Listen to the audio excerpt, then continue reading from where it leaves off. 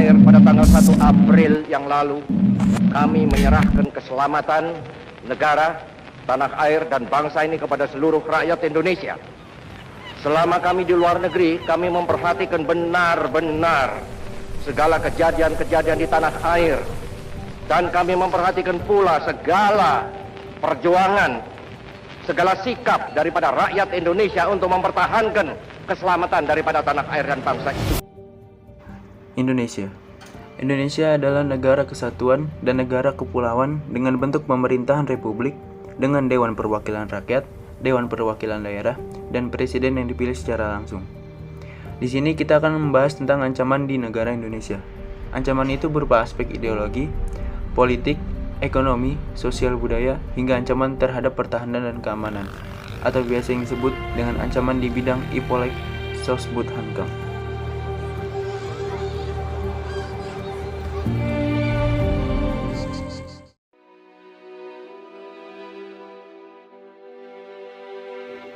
Yang pertama ada ancaman ideologi.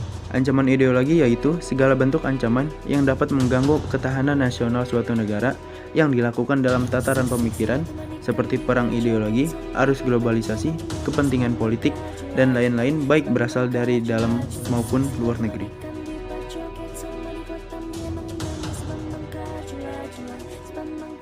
Contoh ancaman ideologi.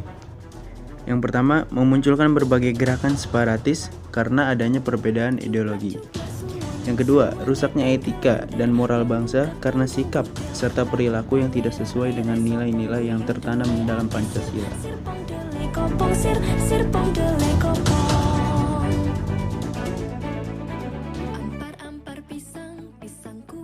Yang kedua ada ancaman politik. Ancaman di bidang politik ialah merupakan ancaman yang dapat bersumber dari luar negeri maupun dalam negeri.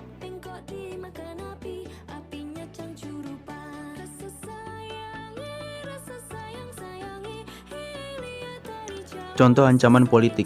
Yang pertama korupsi. Yang kedua konflik SARA yang dikaitkan dengan politik. Yang ketiga ancaman HAM. Yang keempat politik uang. Dan yang kelima politik oligarki. Nah, untuk mengatasi ancaman di bidang politik, kita bisa mengembangkan demokrasi politik, mengaktifkan masyarakat sipil dalam arena politik, mengadakan reformasi lembaga-lembaga politik agar menjalankan fungsi dan peranannya secara baik dan benar. Mahasiswa akhirnya turun lagi ke jalan. Ketika mahasiswa turun, itu artinya ada yang tidak beres dengan kinerja kita. Semuanya akan baik-baik saja. Kita mahasiswa adalah suara rakyat. Kita tidak akan berhenti hingga substansi yang kita tuntut didengarkan oleh mereka. Anda harus mempersilahkan mereka masuk untuk berdialog dengan kita. Nah,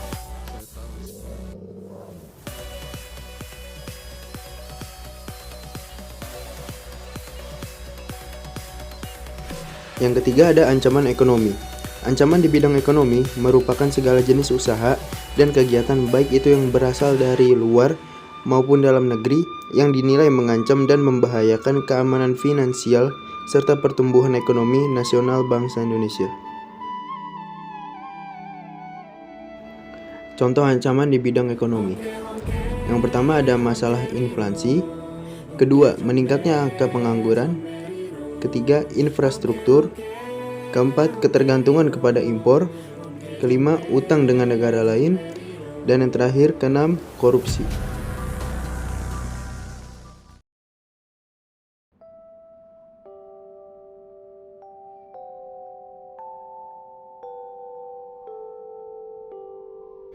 Ancaman sosial budaya. Ancaman di bidang sosial budaya adalah tindakan atau konsep yang disebarkan secara sengaja atau tidak sengaja dan berpotensi mengancam kekayaan suku, agama, ras, atau golongan.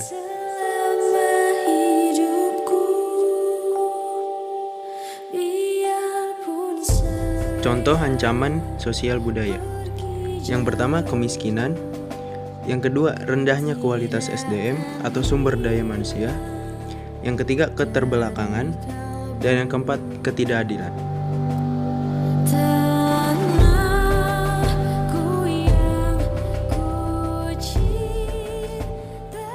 Ancaman di bidang sosial budaya dapat diatasi dengan cara penguasaan ilmu pengetahuan dan teknologi yang diimbangi dengan penguatan iman dan takwa, penguatan tentang budaya dan wawasan Nusantara melalui pendidikan formal, meningkatkan rasa nasionalisme, dan menguatkan konsep Bhinneka Tunggal Ika.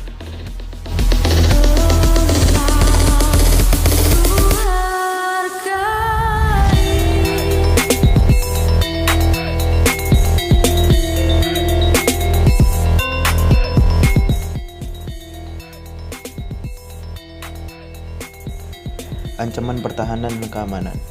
Ancaman di bidang pertahanan dan keamanan adalah segala usaha yang dimaksud bertujuan untuk membahayakan atau mengganggu yang namanya kedaulatan dari suatu negara, baik itu bersifat mengancam, menghambat, ataupun bisa dibilang mengganggu kedaulatan di negara itu sendiri.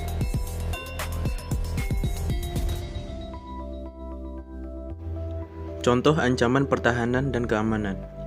Pertama, konflik berunsur SARA. Yang kedua, penyelundupan senjata. Yang ketiga, sabotase. Yang keempat, persengketaan wilayah. Yang kelima, perang saudara. Yang keenam, gerakan separatis. Ketujuh, agresi militer. Yang kedelapan, aksi teror. Yang kesembilan, spionase. Dan yang terakhir, terorisme.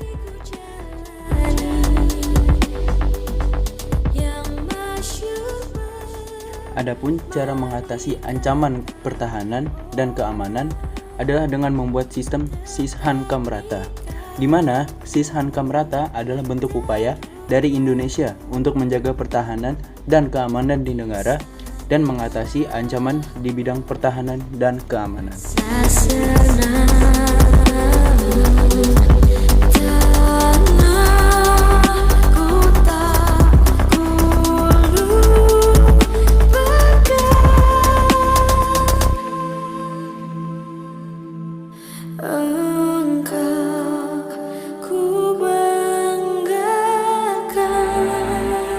Proklamasi. Kami, bangsa Indonesia, dengan ini menyatakan kemerdekaan Indonesia. Hal-hal yang mengenai pemindahan kekuasaan